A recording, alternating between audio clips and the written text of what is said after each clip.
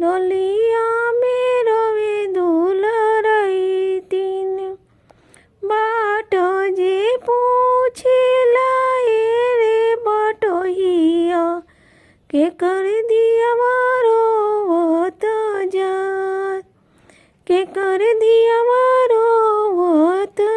जात बनावा मेरो वाले हरी हरी धोबिया बगिया मेरो वे बग के कोयलिया बगिया मेरो वे बग के कोयलिया डोलिया मेरो वाले बहनिया दुल रहतीन बोय